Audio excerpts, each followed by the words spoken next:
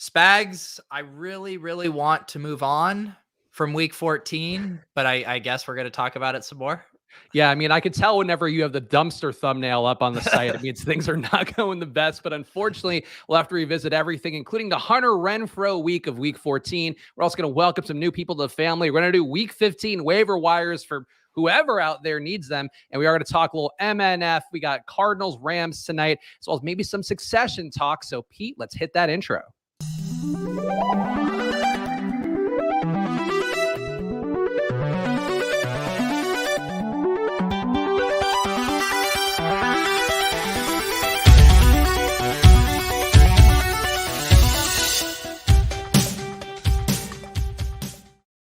Hello, everyone, and welcome to another edition of Splash Play, the fantasy football podcast for every game under the sun. And once again, I am Chris Spags, joined by your friend and mine, Peter Overzet. And Pete, you already summed it up, I think, pretty well up top. But how'd your week go? No, man, I'm in rough shape. Yesterday was brutal for DFS. I started my Monday morning stream on mute. So I did 2 minutes on mute until I saw the chat telling me they couldn't hear me. Then I just recorded my first look show and I just skipped over wide receivers. I was all the way at the end and realized I didn't even do wide receivers. So I had to circle back to that. I got my booster shot about 2 hours ago, and I'm just starting to feel the slightest headache come on. And yeah, just eating the shit today, Spags. I actually have my booster shot on Wednesday, and I'm doing the double booster plus flu vaccine, which I don't normally do, but apparently you have to do it for the pregnant people around you if you are, in my situation here of having a pregnant woman who's very concerned about the flu wreaking havoc in our home. So by our Thursday show, I presume I am going to be dead in the fucking water. I just, all I heard was me saying, I will take a booster, and you saying, I want to leverage Pete's pick and get a double booster. Yeah, the double things. But you know what? The good news, Pete, my Wi-Fi going to be such high quality after that from all the nano chips being put in me by the government. That's what we all know. That's right. I need some of those nano chips in Karane's Wi-Fi. He's been struggling on the shows I've been doing with him recently. Yeah, so make sure you're getting your boosters out there, too, if you want to have better internet quality for your live streams. And also make sure you're going to footballoutsiders.com/subscribe. On Friday, we had Football Outsiders spokesman Nick Ercolano on the show, plugging FO at every turn, talking about how great it was. No, Nick did a great job here, but was an FO spokesman last summer, so I will use all the leeway we can to sell some subs here down the home stretch. 99 cents a week over at footballoutsiders.com/subscribe. And it was a fun show on Friday. If you missed that one as well, the comparing fantasy players to margaritas, Pete. I think the most plus EV thing we all did collectively with our picks, so heading into the weekend. That was very fun. And I posted on Twitter, Nick had sent me a DM of one of the comments from the video because he posted it on his channel as well. And someone had the absolute brilliant comment that he would be the yard-long margarita with the beer upside down poured into it, demonstrating his wide receiver and cornerback eligibility, margarita and beer eligibility. So that guy had the tag on that segment. But yeah, a lot of fun with Nick on Friday. Do you know what the official legal name of that type of margarita is? No. A bulldog margarita. I don't know why. I just know that's a thing that's in my head somewhere for some reason. Okay. All right. I've literally never heard that, but next time I find myself, I will flex my knowledge of that term. That honestly could be one of those regional things too, where it's like if you go in somewhere and you're like, yeah, pop, and people call it soda there. So I don't know, but your mileage may vary. Just remember that was the thing that I remember growing up in New York. Of course, people love margaritas in New York. The home of the margarita. That's what we call it in New York City. It's a bit too early though, Pete. We got to do our week 14 recap. First of all, make sure you hit that like button and of course subscribe to Pete's channel and the Splash Play channel. Pete, dangerously close to 10,000 subs. I was hoping you were going to get there over the weekend with the Lulz live stream that I saw a little bit of, and some Ben the Better fallout as well that I was seeing on the Deposit Kingdom Discord, Pete. And I'm sure that was a fun time for you, but the Ben the Better drama, I don't know if it's fun anymore or if we should like start being actually a little bit concerned. Yeah, I agree. It's not fun anymore. Brian middleman the 5K that Empire Maker free rolled him on his NFL parlay that hit yesterday, and then it seemed like it was going to blow up. Ben wrote legitimately a suicidal tweet, which was massively concerning. Brian got him the money. But yeah, I think I'm done giving Ben attention. It's not fun anymore when you take it to that territory. It's weird when you go through and you're digging through stuff. And I saw our pal Justin Freeman, of course, doing a lot of great things over at Run the Sims, asking, I was away from keyboard a week and could somebody catch me up? And there was some one reply distillation that was really interesting to see. But I'm sure the Lulz show will keep up the drama there, or not keep up the drama, but keep tabs on it. And Brian, credit to Brick, of course, who's always doing the show with Pete, and one of the top DFS players, top bettors in the world, for being a good guy, even at the sake of his own content brand. I feel like that's Brick for you. That Brick is legitimately, better than I do, Pete. He's one of the good guys out there. He's one of the good guys. And yeah, I guess it really puts it in perspective when I say I'm down bad this morning. I could have had my 5K free roll payment come in just a little later than I wanted it to, and then I would have really been down. Who could think a payment be a PayPal, Pete? It's insanity. But let's talk Week 14 recap and Sunday Night Football, of course, where we usually start here. Aaron Rodgers, a big day there, 4 touchdowns, 341 yards. Also big wide receiver days, 10 for 121 on 13 targets, along with 2 touchdowns for Davante Adams. Allen Lazard also 6 for 75 on 7 targets with a touchdown. And A.J. Dillon, an interesting tweet that I saw today that I'm not going to source because it's been a busy morning, but A.J. Dillon out touching Aaron Jones in the second half. Pete Jones, 21.5 fantasy points, despite just 8 touches in that game. And I feel like the Packers, to me, remained as tough to unpack as ever. You could, no pun intended, but a pretty good pun. Aaron Rodgers, what the results are going to be there for him week after week. He's going to take some of those goal line carries away, turn them into touchdown passes. Davante Adams, it feels like he's been a little more hit and miss, but definitely a little more concentrated target share since Robert Tonyan's been out. But how do you approach the Packers moving forward? Because they're clearly very live for maybe even a top seed, but certainly live for a good playoff spot. Seem like they're going to have to play out the string the rest of the year. And it just seems like there's a lot to figure out with them week to week in terms of having the ceiling there, but really a questionable floor. Yeah, divisional games are always so weird because you could see, a Bears-Packers game late in the season being like 14-10 or just going absolutely bonkers like that one did. I had gotten off a joke on Twitter, having not been watching the Packers game. I was trying to get off a Succession Packers backfield joke, not realizing when I went and actually looked at the carries that Aaron Jones only had 5 carries, was barely involved, but just was hyper efficient on his touches. Yeah, it does seem like, the flippening might be occurring as far as them preferring A.J. Dillon. And they do seem to like him later in the year too. When it gets colder out there at Lambeau, I always have in my head that game last year against the Titans. I believe it was in week 16. Where A.J. Dillon just kind of came out of nowhere after not getting used that much to have a 20-plus carry game. So maybe we're getting into that territory again where they're either being game and situation specific, or they just kind of like what A.J. Dillon gives them more now. So yeah, it's an interesting backfield. It's kind of like the Broncos backfield in that the split though is just a little bit different, with Aaron Jones more passing and A.J. Dillon on the ground. But yeah, I think they're still both viable starters though each week. The unattributed thing that I was seeing on Twitter this morning was people talking about how A.J. Dillon's the back salting games out and how he's getting the carries when they are sort of trying to kill clock, maybe keep possession of the ball a little bit more. But the game was competitive in the second half enough where I'm not sure that theory bears out, but could be something to inform your process out there if you're trying to make some GPP stands. Maybe you get 5% A.J. Dillon if there's a week where Aaron Jones' ownership goes up. I think that's sort of the GPP approach I would take.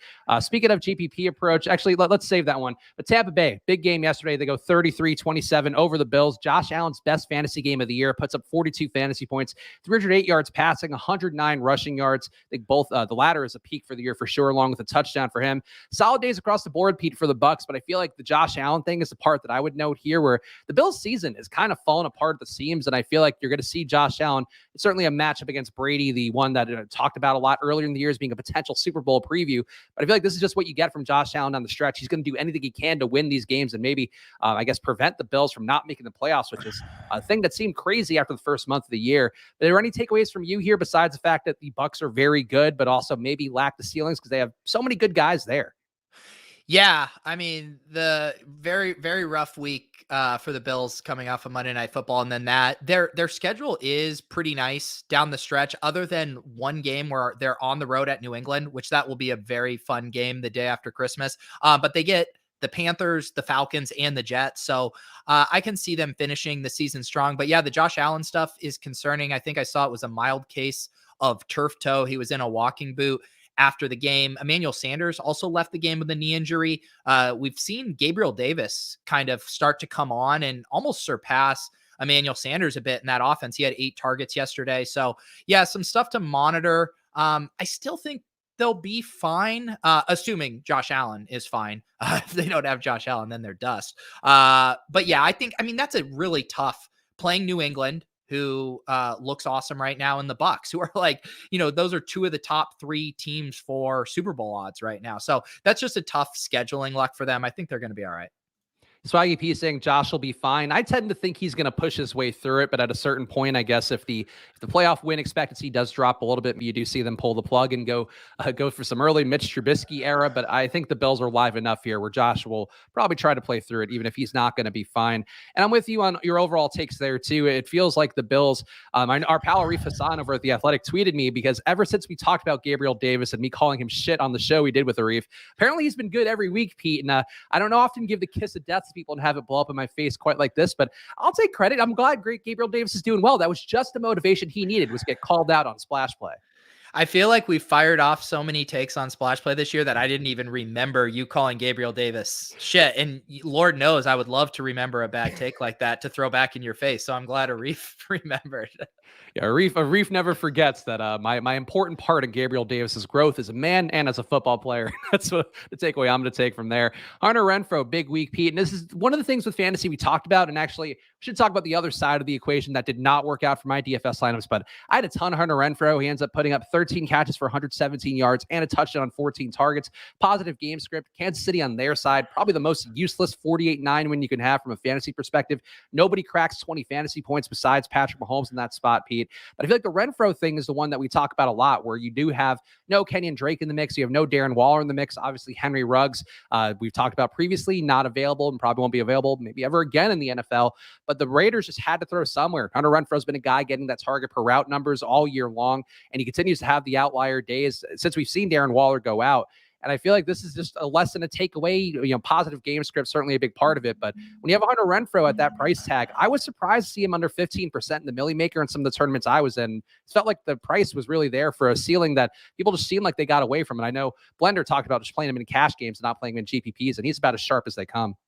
Yeah, I didn't play him at all. I did run one Mahomes double stack that I brought back with Foster Moreau.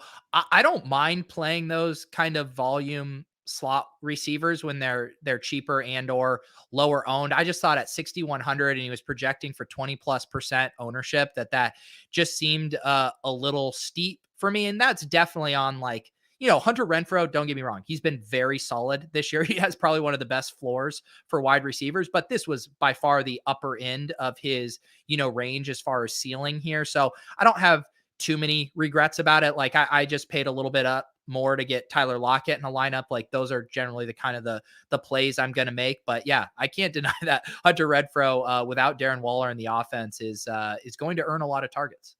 Any reservations playing Chiefs players now that the defense is rolling? People talking about in the chat, the Chiefs are the second best defense in football in recent weeks. Pocket QB Lamar Jackson is the one saying that, so full credit to him despite his tough ankle injury this week. But I do feel like the Chiefs, maybe they are going to be the team that steamrolls some opponents down the stretch in a way that does limit production. Josh Jacobs, a guy that I also thought had a decent outlay, didn't quite get there just because of the game script. But the Chiefs too, like I don't know how you really trust Hill or Kelsey at this point. They haven't had any real outlier games in a while, and I feel like you need to kind of expect the other team to pull their weight in order for those guys to get there. And I just know that I have that faith for the Chiefs schedule moving forward. Yeah, it's crazy how much it's gone from we all wish we had enough salary to run, Mahomes, Kelsey, Hill double stacks every week to now where even if you did have the salary, you're not that excited to do it. Kelsey back-to-back games under 30 yards.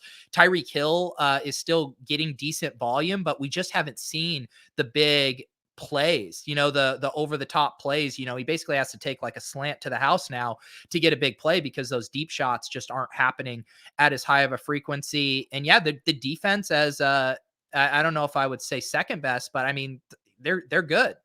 they're one of the best defenses in football. I'll agree with that generally. And they are getting it done with the run game. They're doing longer drives where they're able to salt the clock. And they're mixing in guys like Derek Gore and, Darrell Williams still seems to catch like a sick touchdown pass every week. So yeah, it is a mess for fantasy right now. And until those price tags, I think what was Kelsey 7,400. I mean, until those price tags really come down, they're a tough click. And I guess you won't have any choice to play them this week because they are the Thursday Night Football Showdown going against the Chargers. So talking about the schedule, and yeah, it's Mookie saying in the chat as well that game's going to be pretty damn good.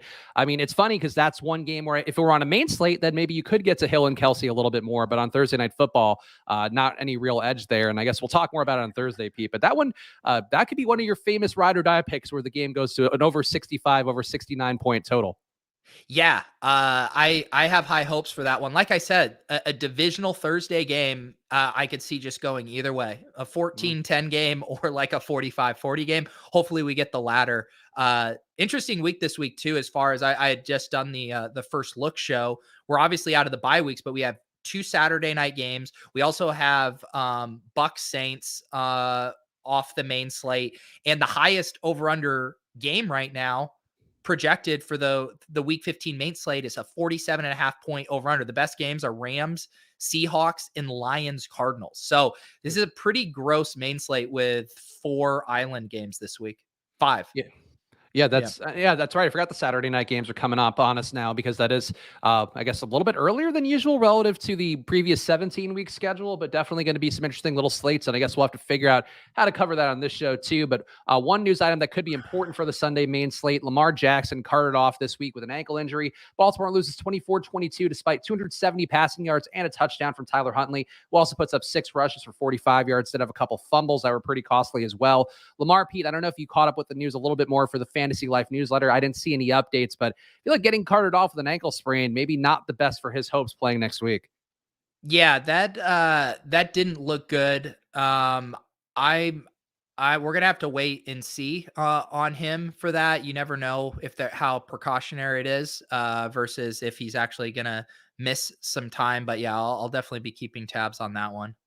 And Huntley, I think a play that you could certainly consider in season long this week, if you are desperate at QB and can be a guy that has some upside facing the Packers, who we just talked about, just putting up a lot of points against everybody, but maybe that'll be something that comes up in the waiver wire segment coming up a bit later in the show.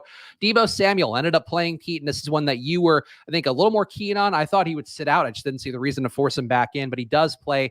A weird game again, where when Elijah Mitchell's out, he ends up being more of a running back, Deebo does, than a pass catcher. 1 target for 22 yards, does get 8 rushes for 37 yards and a TD. But George Kittle, who I believe was in your low ball line, if I'm remembering correctly, 13 catches, 151 yards, and a TD on 15 targets. Niners win 26-23 at Cincinnati. And Kittle's resurgence here, I think, coming largely because of Deebo being banged up and them just wanting to give him those carries. But it does seem like Kittle really hitting his stride down the stretch in a way that I'm ready for the bottom to fall out any week. I like George Kittle, but I just feel like if Deebo's full go, I just don't think you see these results. Wow, I can't believe you're not taking your victory lap here on low ball. I also took the 20-point penalty on Pollard, who didn't suit up. Did Mariota get snaps is the question I have. I know Myrick did because he got targets. He did. Yeah, because I remember him coming in the game once. But I do a very funny clip would be me being like, I remember having my George Kittle dilemma where I was like, could he go for 40? Yes. Could he also go for 5? Certainly. I really hope it's 5. Narrator, it was the 40. Yeah, pretty nice. I mean, Davis Mills actually hurt me there pretty bad too. Let's check out yours. You did get the Mariota. McLaurin, I mean, you ran so pure on that, him leaving with a concussion. I gave him the old Jamal Agnew treatment. Got Terry out of the game. Actually, really tough. That fall, you shouldn't even joke about it. He took a really nasty fall when he got the concussion play. Yeah, it does, I feel like we should maybe think through the rules. And I say this as someone who has enjoyed the Mariota thing. I feel like the game now does come down to who gets Marcus Mariota or Taysom Hill before he was actually playing. Exactly. Okay. So we might have to rethink that just to level the playing field a bit. Yeah, I agree. And our guy Paul was doing a great job with as our chaotic Thursday show. We were desperately looking for a viewer to play low ball with us and not ruin the show's audio quality. And Paul just played a quality lineup, played a solid lineup. I think he said he had some good ones that week too because he tagged us at a couple tweets, but not quite a low ball lineup, I would say. No, there was a lot of good value plays for this slate in here. Jam did some nice ceiling guys as well, but we appreciate Paul coming on. And he did it flying blind. He was not in the spreadsheet, so shout out to Paul. Other news from week 14, I feel like the Alvin Kamara, Taysom Hill big days are pretty interesting, showing that they can coexist for fantasy, which is one of my long-held theories. I remember Osmo saying once on one of our shows, and it always stuck with me, that mobile QBs do tend to eliminate some of those check down plays that really can make running backs stay really important. But Kamara and Taysom Hill certainly would fit that criteria normally, but Kamara goes 27 carries, 120 rushing yards and a TD, also 4 catches for 25 yards on 5 targets. So just getting that much work, to me, I think is a lot compared to what he's seen in the past in some of the games where Taysom started. Taysom himself runs 11 times for 73 yards, picks up 2 touchdowns, including some long runs there. Also passed for 175 yards. They didn't have to do much this one, Pete, a 39 win over the Jets, but I just felt like it was reassuring to me as a guy who really doesn't play Kamara very much when Taysom Hill's been the starting QB. And maybe there's some hope for the Saints offense down the stretch, but I don't know that it comes with stacking Taysom Hill. Probably a naked Taysom and a naked Kamara, I think, actually won some tournaments.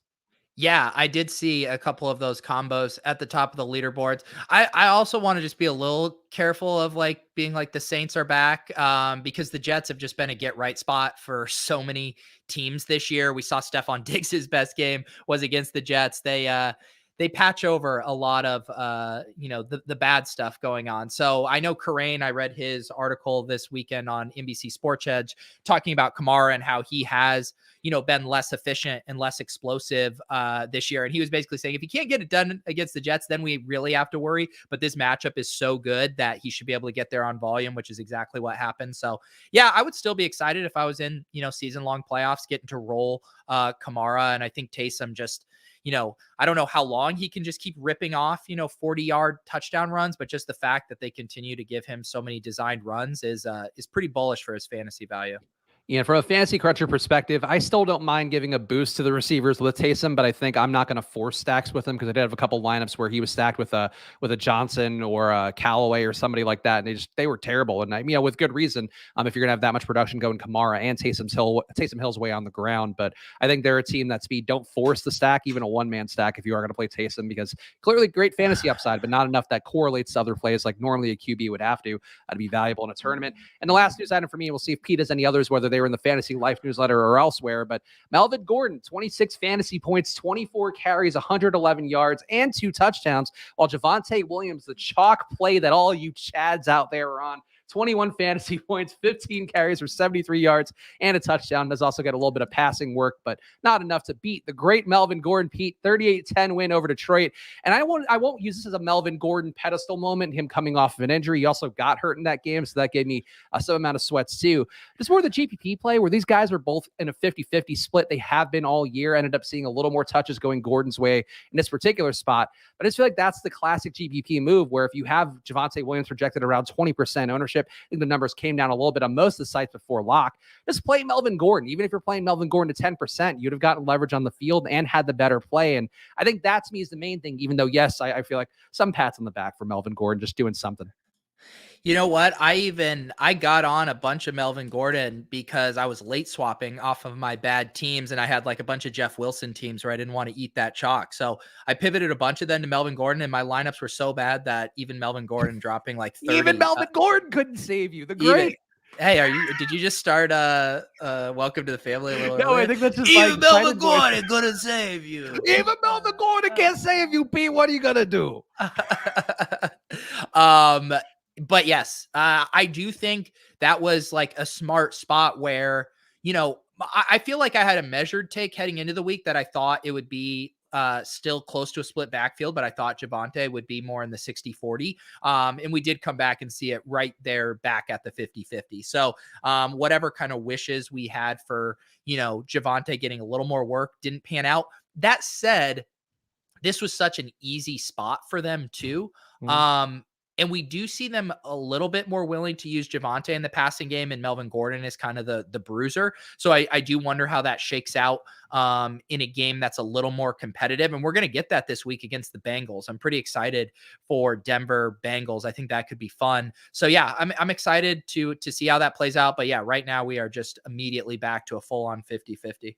Would you agree with me though that like if you saw like I'll say even we'll do the inverse, like if Melvin Gordon against the Bengals were 25% owned and Javonte were 12.5, like I would meet in the middle for both ownership projections. I just think that's been the move all year long. Not that you can always force it that way because of the way the projections work, but I just think that's the thing to me is like these guys are fundamentally the same play with how they're used, especially when it comes down to the touchdown equity that we talked about. So that, I mean, are you at least agreeing with me there that like probably go 15% each way instead of 30% 1-0 of the other?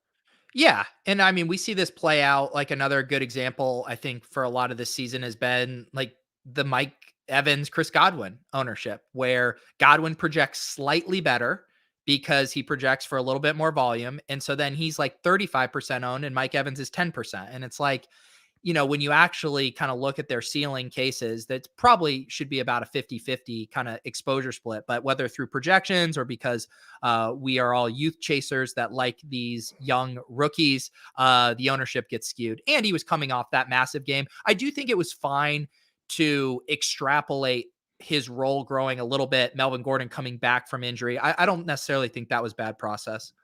I mean, yeah, I think that's fair. I think it's a reasonable assumption. I just think to me that you're always kind of weighing yourself against the casual players out there, just putting in a handful of lineups every week. And I know for them, they're going to think like, yeah, Javonte Williams had this great game. Melvin Gordon was out. He's been Wally pipped. And when the casual players love referencing Wally Pip. That's the main thing you need to remember. But secondarily, it's also just that like, that's the way that they think. So to me, it's like, you just go with the other guy and hope that maybe it ends up working out in your way. Obviously, it won't always be this clean of an example. But that is to me, just the way that I would like to play DFS generally. So if you could do that.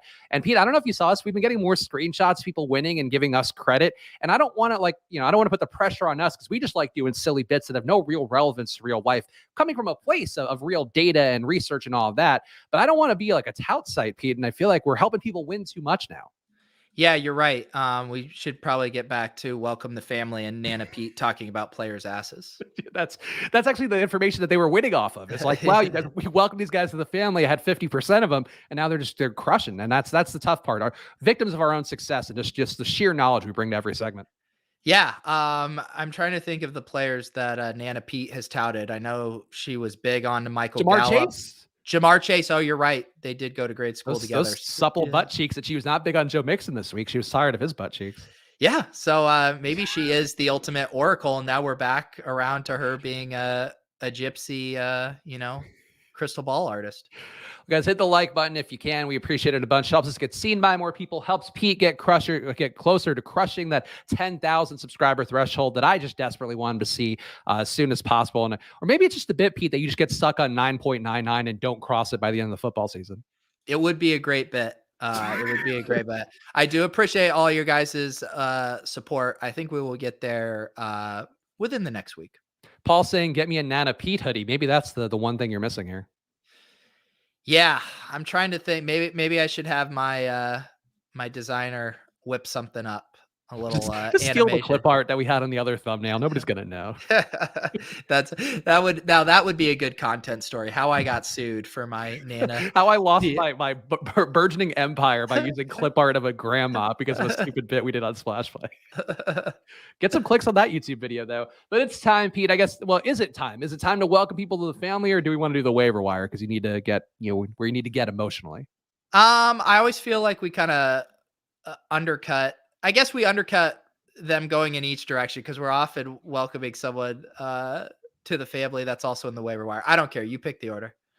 Okay, let's do welcome to the family. And speaking of, Tony in the chat saying there's some DFS community rumbling about collusion and cheating on DraftKings involving some players that we won't name here. And Pete, you're a reporter basically in the space thanks to your work on Lulz with Brick 75 that we talked about earlier in the show. So have you heard about any collusion stories? I feel like there's always been these rumors out there and people use them to justify their various losings.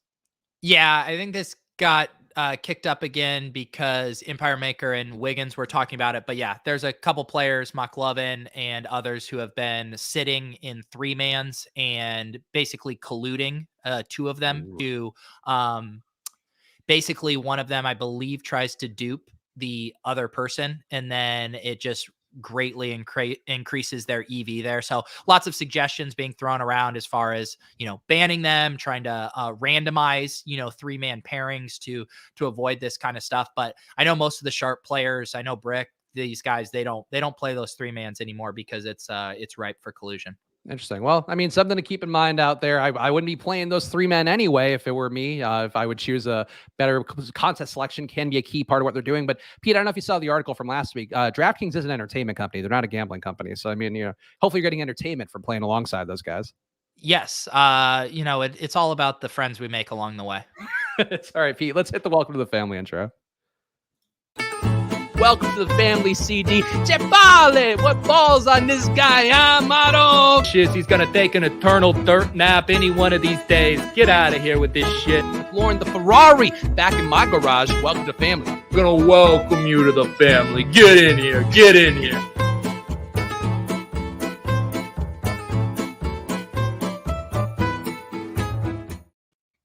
Always got to do the wave here when we doing welcome to the family, because I just want to be a part of the family with the 2 toads and Mario and Princess Peach. Didn't they adopted those 2 toads, or are they like indentured servant types? Hey, I don't know. I'm not a fucking Mario historian over here, okay?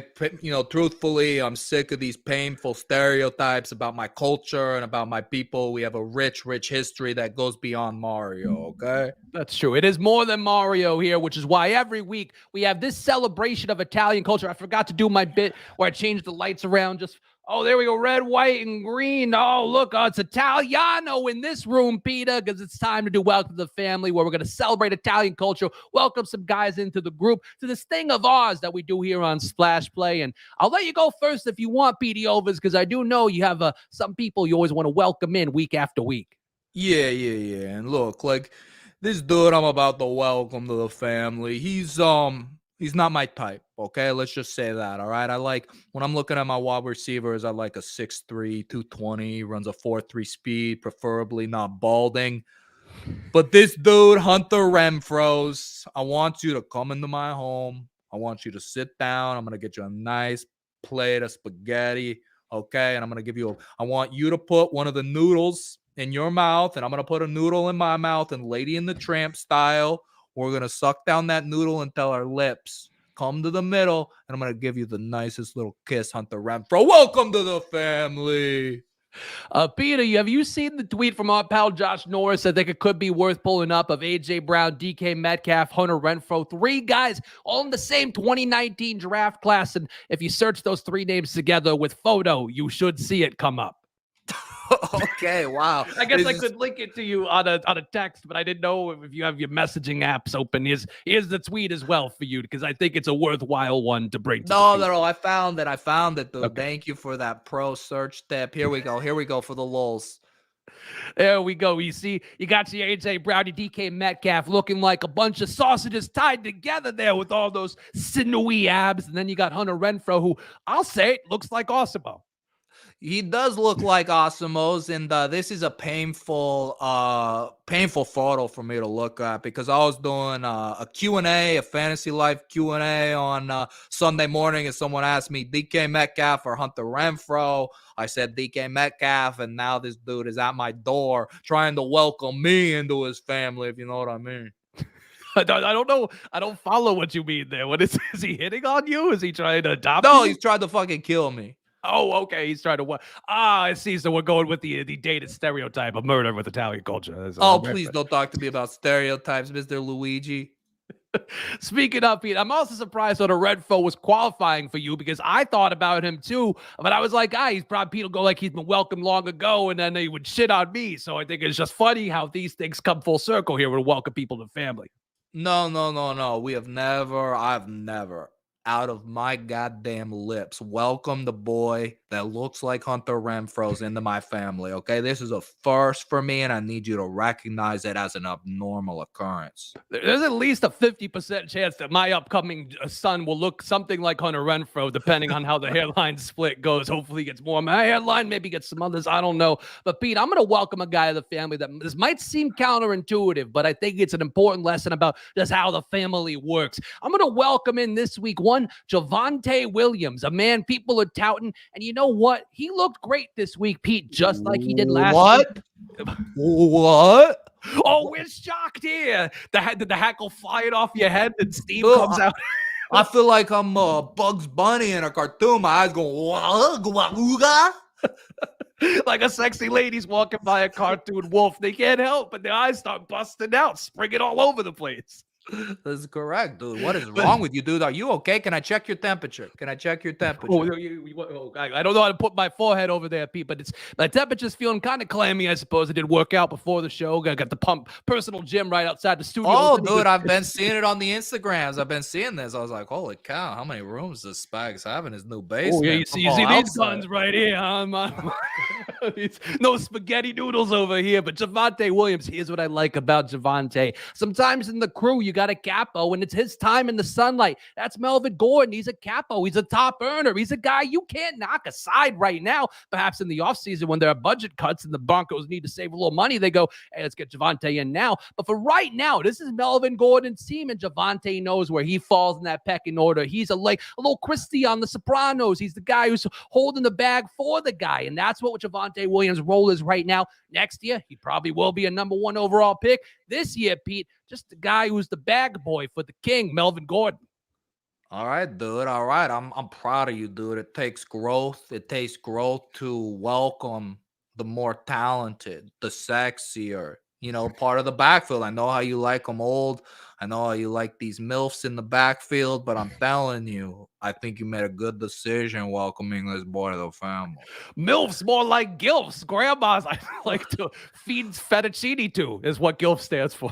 Dude, have you seen this GILF Nana Pete, dude? What I would like to do to tap that ass, dude. Oh, she likes them just like you, fresh and with butt cheeks that could crack a walnut, Peter. So tell us who else you want to welcome to the family this week besides your other characters, I suppose.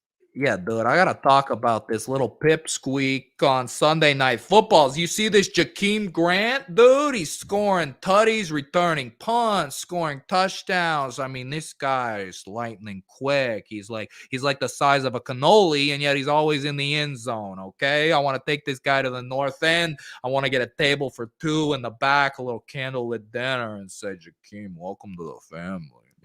I always like how in different parts of the country, and it's true of my current inhabitation here in Philadelphia, was true in New York. They all have their own version of Little Italy, their own version of Chinatown, and they all have different fun names where it's like, oh, over here it's Thai Town. I guess that's a different ethnicity, but you get what I'm going for here. Everywhere's got their own part. They say it like it's the only one that exists out there, this north end of yours, so to speak. That's right. Don't you? You got the Fish Town now in Pennsylvania's. D-Lee, don't give us any ideas because we're sick enough to fucking charge you for this. This segment's going behind the paywall. Put it behind the paywall and have nobody watch it. It tends to be the premium content strategy from what I know, but glad to hear it out there. And Pete, I'm going to give you one more guy too because you were so generous for what you were doing. And I'm going to welcome this guy in because I think he's really coming through in adverse situations after a tough Monday Night Football. We talked about him earlier. He's been in the family, but I'm going to welcome him one more time. Joshy numbers, Josh Allen, threw in a little bit of everything, looking like old Josh Allen. And I think, Pete, on some level, we can all relate to a guy who is maybe phoning it in throughout portions of the year, not running as hard, trying to protect himself, trying to play it safe. The Bills don't get that luxury no more, Peter. They certainly got to be out there hustling on the corners, bringing pasta fazool to everybody out there week in, week out in the Bills Mafia. And they got to try now. And it seems like Josh Allen, much like we can all relate to, he's finally trying. And that's why I want to see. And I'm going to welcome him into the family, give him support down this home stretch. I can get behind that. We can welcome Josh Allen. Do you want to welcome Michael Jordan to the family while you're at it? Maybe Tom Brady, any other inspired picks? Josh Allen in such great company now. He's part of the family. I'll tell you how to welcome a Buffalo Bills to the family, okay? You do it like this. Gabe the Babe Davis, 8 targets. I mean, this guy Emmanuel Sanders, talk about a gilf, dude, a grandma. I'd like to kick to the curb. It's time for Gabe the Babe. This guy's got a beautiful, beautiful face, a nice chin strap beard, really nice hair. Love to sit down at the table with him and pass the prosciutto around. You know what I'm saying? My friend over at The Athletic, I won't name names. We don't name names here in this segment, but I would say was talking about it. There was some really sharp takes on the show he was doing about some guy saying Gabriel Davis is trash and deserves to be shunted to the side, Pete. But I do have to agree with you. It seems like he took those bulletin board material opportunities and really rose to the occasion. And that's what we want to see in the crew. Know when it's your time to step up. Gabriel Davis stepping up. And I think this analyst who once spoke so ill of him probably very proud on some level.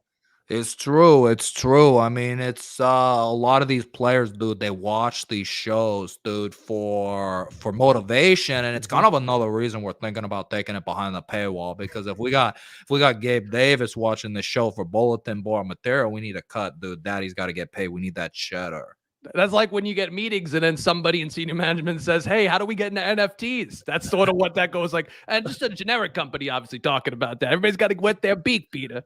This is actually a good point, and this guy was actually on my list before I got distracted. I do need to welcome one Mr. Rashad Pennies. A penny for my thoughts. I would have paid a penny to have you in my lineup yesterday, Rashad. Okay, you look good. You're a former first-round pick. I know you get hurt every other play. That's okay. You made it through one game against the Texans. I look forward to you leaving the game early against the Rams next week. But for now, come on in. I'm gonna whip you up a nice little lemonade. You don't lemonade because it's the cost of a couple pennies. And I'd say if you didn't play Rashad Penny yesterday, seems like you're probably not 2 pence the richer, huh? Oh, that's a good one, Spags. You want to keep going here, okay? Or do you got any more dime store jokes? Josh Marino in the chat saying Josh Gordon got his touchdown. That was pretty dope. I agree. If anybody knows about dope, it's Josh Gordon. Please, we don't talk about drugs on this show. Okay. Let's save that when we go behind the paywall. That's behind the fail. Okay. And Pete, hit the outro because welcome to the family CD. Chepale, what balls on this guy, huh, Mato? Shit, he's gonna take an eternal dirt nap any one of these days. Get out of here with this shit. Lauren the Ferrari back in my garage. Welcome to family. I'm gonna welcome you to the family. Get in here. Get in here.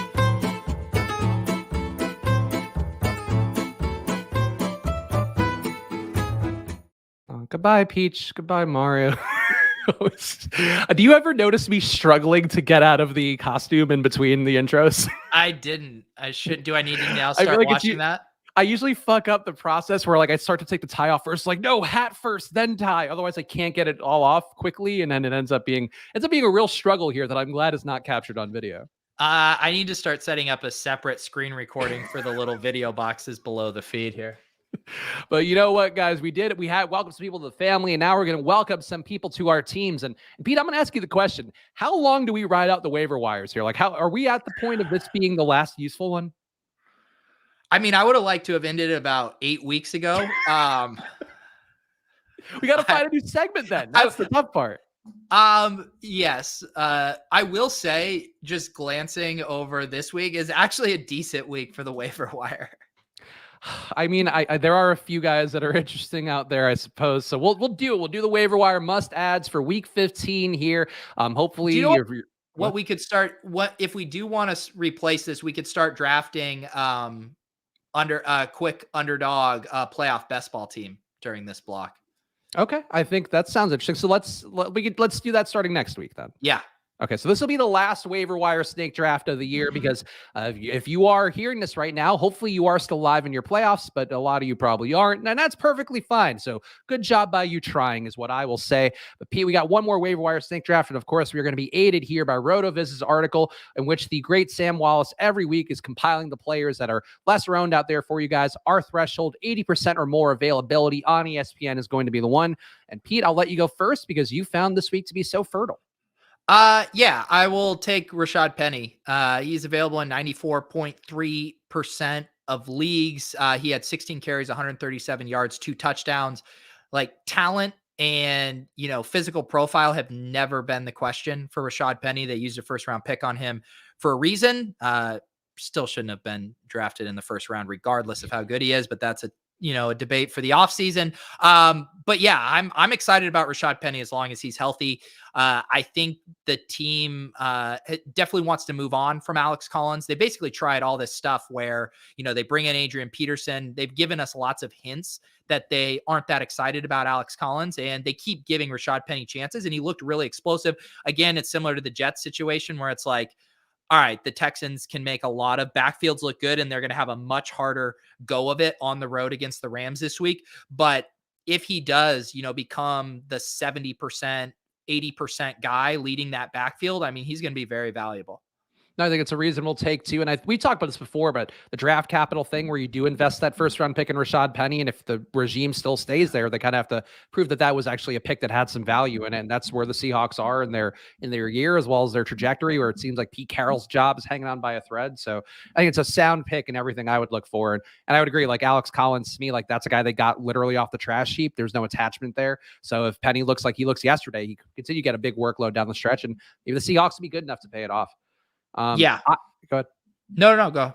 I will take then. All right. So here's a guy, and I think this one is really speculative, but we've talked a lot about Zeke being washed up yesterday with no Tony Pollard, ends up not still having a good day. I think if the runway was there for him to have the day he needed, Corey Clement gets 13 rushes in that spot, seems to get a meaningful workload overall. And Pollard, a foot issue. I feel like for a guy like Pollard who relies so much on explosiveness, we've talked on this show and talked to the Ship Giving show as well about how Tony Pollard looks like a guy shot out of a cannon compared to Zeke that just looks like sludge leaking out of a sewage tank. And I think that's sort of where we are, where Corey Clement could actually come in, provide a spark, and seize maybe 40 to 50% of that share week to week and maybe have those outlier games. So I'd be willing to take that stab now, Pete. I don't know if you feel the same. Yeah, no, he was going to be on my list as well. And also just in general, I know some leagues like the FFPC leagues, the waivers will lock for weeks 15 through 17. So this is kind of your last chance to stockpile your bench with some stuff. And I do lean toward, these running backs in these situations. And I do think this is the time. If you've made it this far, you probably have a pretty good starting lineup. And now you're just trying to make sure you have enough upside in there if things break right. And I do think Corey Clement is a guy where it would take one injury and things could potentially break right. Do you have one more pick here? I do have one more guy that I will offer up to the tribal board here. And I will say, I would like to take Braxton Berrios here. And I know this is not a sexy one either, but the snaps were there for him. The Jets are going to be hapless down the stretch. I do worry that you're going to see more games like the 30-9 score where they just don't get anything going, but no Corey Davis, no Elijah Moore. I think just taking a shot that the workload can go somewhere is a move that I don't mind making. And really, what's the reason to keep pushing Jamison Crowder besides him maybe auditioning for other teams this offseason? Braxton Berrios is somebody that they could keep as a cheap player who does what Jamison Crowder does. And he can also run outside a little bit more. So I don't think it's a sexy one by any stretch, Pete, but I do think Berrios could be one of those guys, just positive game scripts as well as just having nobody left in the Jets wide receiver core.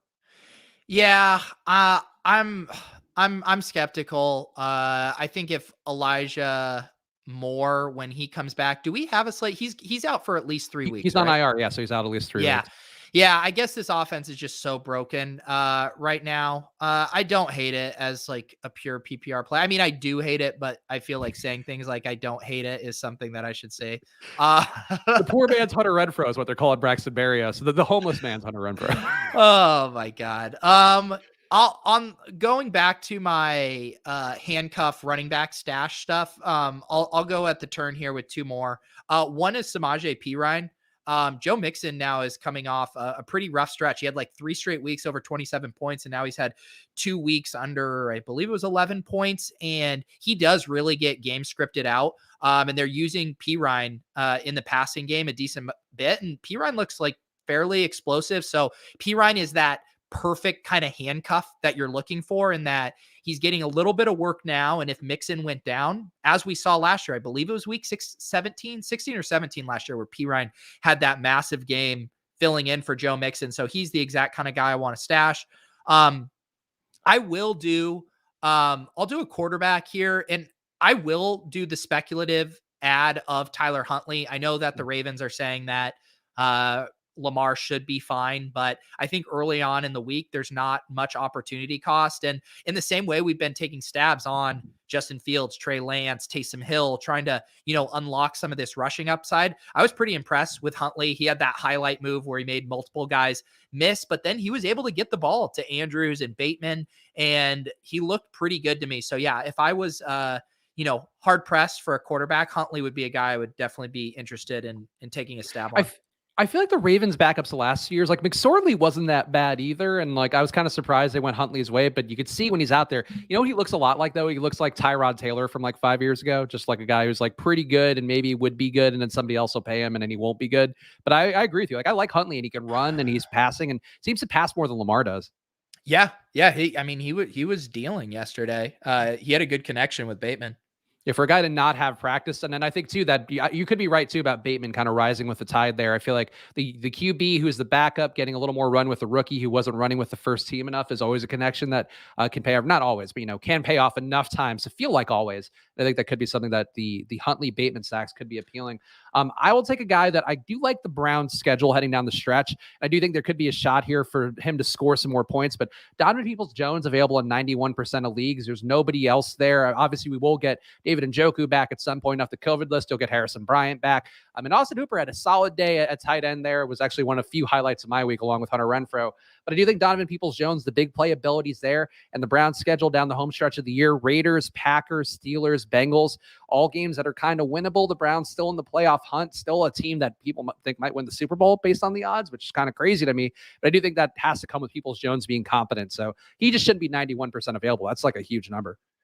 Yeah, he looked solid yesterday. I think he's the kind of guy if you're desperate, where I would rather take the upside swing on a DPJ than I would Barrios, just knowing DPJ can get loose for a 70-yard touchdown.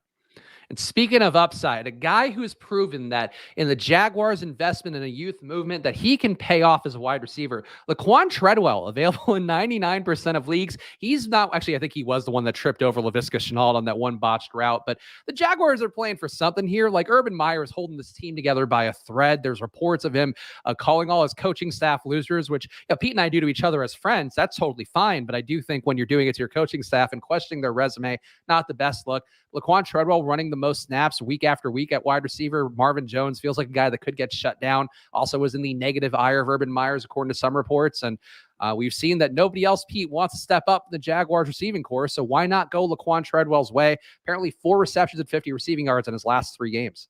Yeah, he's been their, I would say their most consistent wide receiver. Yeah, which is just, it's so sad. I saw people winning a couple of GPPs with Treadwell as their pump play wide receiver. I ended up using Keelan Cole as my pump play in one lineup, which apparently a very bad idea.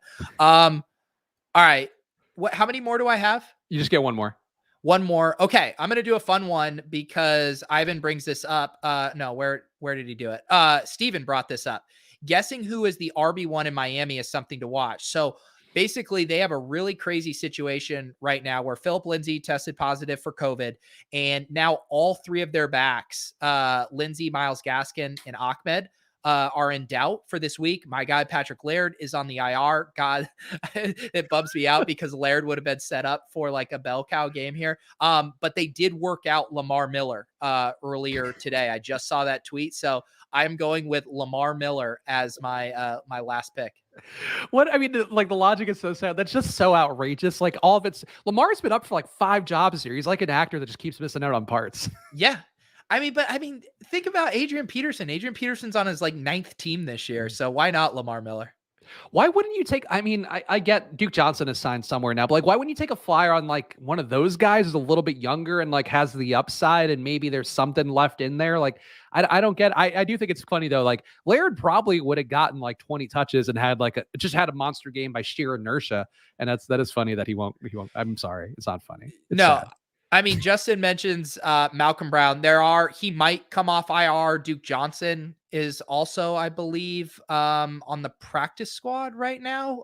So there's some guys there, but we're now getting a Jared Dokes take. So I don't know. The moral of the story is if you're in desperate need of a running back, do you know who we didn't mention?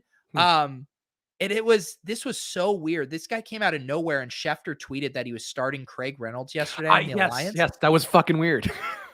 We should have welcomed him to the family. That was so weird. And, Swift should be back and it'll probably be rendered mute. But like, I thought they liked Godwin, Ibuki, and Jamar Jefferson. And it's just like, no, Craig Reynolds is going to lead the backfield. Like, so bizarre.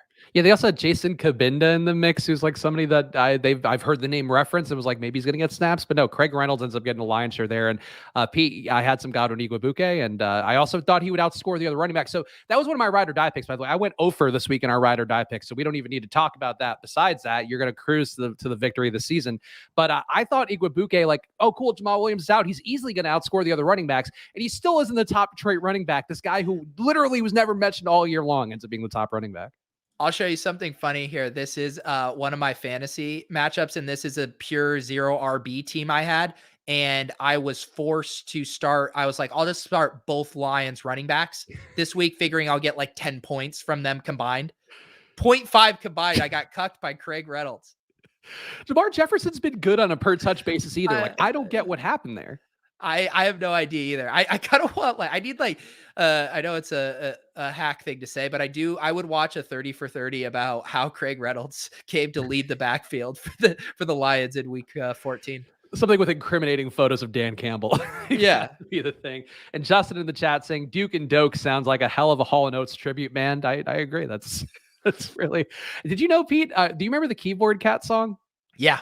I remember it vividly, and I like mentioned to my girlfriend, like, oh, the Keyboard Cat song. She's like, what? And I was like, I don't know if it's an age thing, because she is like a little bit younger than us, but not young enough where like that song will forever be in my head because of Keyboard Cat doing his little. That was like one of the original like memes. I mean, yeah, that was like YouTube blowing up was Keyboard Cat. Yeah, it was like Keyboard Cat and Charlie Bit My Finger. Like those were the ones. What how Charlie's doing these days? Did they say? I think they ended up selling that video as an NFT, or maybe I'm mixing it up with another viral video that. Oh, and Mookie saying in the chat, Dan Campbell said Jamar missed practice earlier in the week. So yeah, of course that means why would you put Jamar out there then after he's looked good and a guy that they've invested some capital in and some time in? Yeah, I have no idea. Football's so dumb sometimes. All right, Pete, let's do Monday Night Football. We do have a Rams-Cardinals game today. Or let me pull up the matchup so I can get to the implied total, and we can burn through this real fast. We got a 24.3 point implied total for the Rams, 26.8 for the Cardinals. So maybe a surprising 2.5 point favorite. Books have the line as 51. EdgeSports.com has it as 47 with their 100,000 simulation. So maybe a little bit of value on the under, Pete. But any thoughts on the game? And if you want to give your ride or die pick as well for it, you're crushing it more than I am. We have to point out too, Nick hit 2 10-pointers. So Nick came in, put his dick right on my shoulder, and I just had to go and pet it and give it a little kiss. What was that last part? This is that a Pete talking. I had to put his giblet on my shoulders, and I had to give it a little kiss. I'm just gonna let that go. You did realize the smart thing, which is you can say those things, but you have to be in character. Yeah, you can't say that. You say that as Chris Spags. I can't be talking about Nick's dick on my shoulder and how I had to I do want the quick recap. Give me the 10 pointers that hit. Okay, well, let me pull it up here because I closed it in great shame. Seeing I like, again, I feel like these ride or die picks this year, it's easy to run bad on these, obviously, because we're making really outlandish picks. But I feel like a lot of my like, oh, this like play has like a good portion to it, but I just go for the fucking 10-pointer and it ends up not right is how it's going. The 10-pointers that were hit, you hit 1 10-pointer, 1 3-pointer. Your 10-pointer was Taysom Hill outscoring Dak, Lamar, Russell Wilson, and Justin Herbert. So that he would have outscored Patrick Mahomes too. So I don't feel bad about that one. And then you also had Dawson Knox outscoring Rob Gronkowski. That was your 3-pointer. So turnkey 3-pointer. You did lose to Nick on the week because Nick hit 2 10-pointers, which included Joe Mixon under 12 points. And then he also had Davante Adams being the showdown captain, which was the case. Yeah. Nice showing by Nick and his big penis draped over your shoulder. And my zeros, the zeros that hurt me the most were Josh Jacobs and Hunter Renfrow outscoring all Casey skill position guys. Hunter Renfrow did. Josh Jacobs did not because he got completely game scripted out. Godwin Igwebuike outscoring all their Lions running backs. That could have been a 10-pointer. Did not, in fact, pay off. Devin Singletary was dog shit. Aaron Rodgers should have been a showdown winning captain too, 4 touchdowns. But no, fucking Davante Adams is just better. I feel like I should have caught up with you 10 times over this season, Pete, and I just cannot get there. It's all right. I want to see if you tighten up, maybe try to, get some more 1 and 3-pointers, or if you just keep yelling it from half court. No, I will continue YOLOing it from half court in hopes that that's what catches me up as a 10-0 week of all 10-pointers. Yeah. But let's do our ride or die picks for this one. Of course, a showdown winning captain is going to be the easiest move. Do we have any gentlemen's agreements on this one, Pete? I will say this. Cooper Kupp is priced up high enough that he's not a runaway captain slam dunk. Then I will take showdown winning captain Cooper Kupp. All right. I will take Kyler Murray then. Yeah, I think that's a reasonable one. I feel like Michelle also right in the mix, Stafford right in the mix. To me, like those four, I mean, it's showdowns. So you can always make the case for like an Odell or one of these other, or Van Jefferson even, but like those guys projection wise are so far ahead of everybody else. Yeah, they are. It's actually interesting in the Sims when I run the custom lineups, and I'll do a showdown cram tonight and update it after inactives and all that. A lot of the top lineups have Rondale Moore as the captain. And I assume the thesis being, it allows you to fit in all the other studs. You can get in Kyler, Stafford, Michelle, Cooper Kupp, et cetera, when you run a Rondale Moore captain. Yeah, I mean, look, I still wouldn't mind playing Odell at captain at 6,200, though. His snap count is not really taking the jump up. He's still running so much less than Kupp and Jefferson, so keep that in mind if you're planning on going heavy Odell for some reason.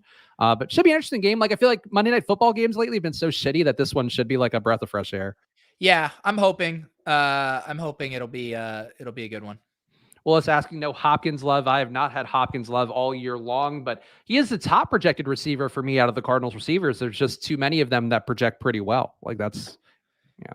Yeah. Hopkins he's a tough sell right now. Very tough. Oh, Ivan is saying Moore is 2K on the slate. He's 2K.